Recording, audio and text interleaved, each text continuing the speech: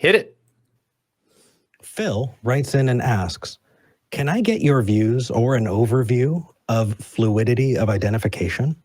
This is an open question without an intended direction or outcome. They go on to say, I see no limit on when or how frequently someone may change gender identity. I also see few people change identity frequently. Yet, this seems to be the focus of anti-trans detractors.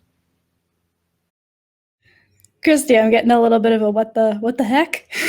Yeah, I guess I'm struggling a little bit with some of the language here, not in a critical way, but just kind of wrapping my head around it. But I definitely recognize that one of the, I don't know, critiques, if we want to call it that, very generously, of the trans acceptance movement is what happens when people just change their minds again. And we can definitely recognize that while gender is perhaps out of our control in many ways and, genetically based and based on these different hormones and these things that we don't really have the ability to manipulate, that it can be fluid and that it does shift around. I have worked with folks that have told me their gender fluidity is such that they feel really, truly, dramatically, chaotically even different in gender from the beginning of the day to the end of a day. And that can be a difficult thing to grapple with. Now, I do think that in a therapeutic sense, we would often work on creating a little bit more stability just in life in general, and that a fluctuating gender doesn't need to create a chaotic lifestyle.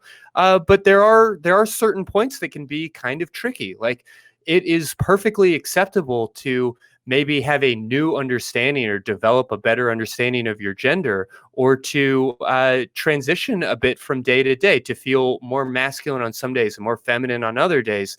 But I don't know that it's like practical or realistic to tell everybody on a daily basis or even on a minute by minute basis what pronoun you want to identify with. I think that it can be a little bit unrealistic to make certain expectations along those lines. And so, I'll often encourage people to maybe talk with their partner and say, like, today, this name feels more appropriate for me, and have that sort of intimacy and that connection be something that's very private, but not necessarily expected of the outside world.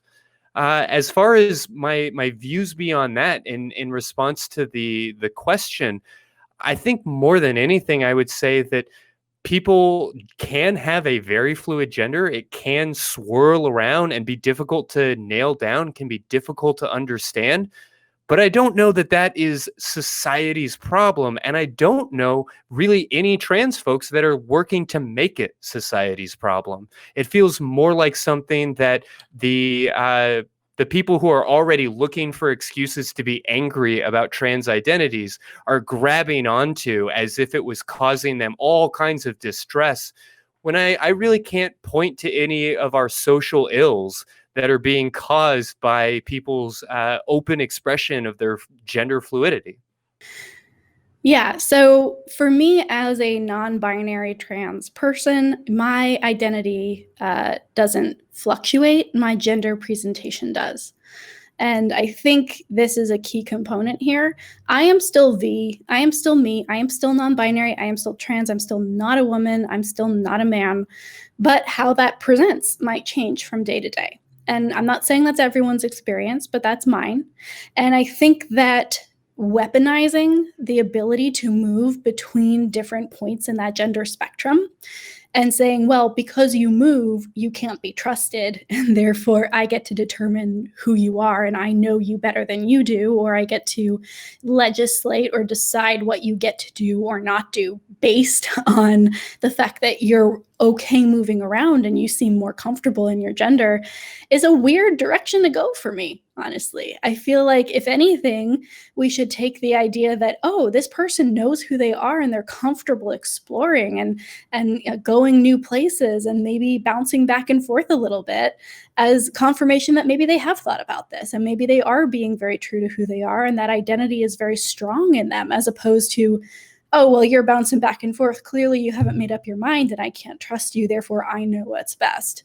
So I think that, apart from the scientific, the medical realities of all of this, I think the issue here is don't assume you know someone better than they do, right? Don't assume that you know what someone's gender is better than they do. I guarantee you that if somebody says they're non-binary or says they are trans, they have done a whole lot more thinking and research and just diving into themselves to figure this out than you probably have as a cis person. At least in my experience, that's been the case. So I don't know, just don't assume you know better than somebody else what their gender is, and we're good. I'm good with you. Well, and at least to an extent, this feels like another case of what is okay for cis people is demonized in trans folks, because there are plenty of cis women that have no issue understanding why on certain days they would want to dress in a very like formal and professional kind of way, or have a much like looser casual look, or something that is much more provocative or sexy. And we don't in our culture presentation usually afford men a lot of those same opportunities. They certainly exist to a degree, but there's not as much distinction. But I think that you have to recognize that that isn't just a product of the environment. It's not just a product of, oh, I'm going to a board meeting, or, oh, I'm going to a club.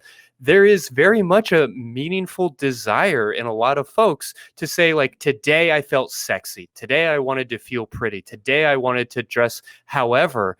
And I don't know that that is all that different, at least not in the ways that we often try to make it. I love that. I think that that's exactly right. And also, I want to point out that, yes, there are going to be people who think they might be trans, and then they try it out and they're like, you know what, maybe this isn't for me. Maybe I'm not. There's always going to be that group of people. And if they figured out who they were and they did that work to get there, that is awesome. I have only support and empathy and love for them. But the majority of trans people are trans, regardless of whether or not they present a certain way, right? We're not talking about people who are trans one day and cis the next, and then trans again and cis the next when it suits them. If someone comes up to you and says they're trans, then they're trans, and you don't get to worry about, well, what if they change their mind? What if we did that with other stuff, right? Like in general, if somebody comes up to you and tells you who they are, you believe them and you trust that they know themselves. So there's really no reason to not do that here. Absolutely.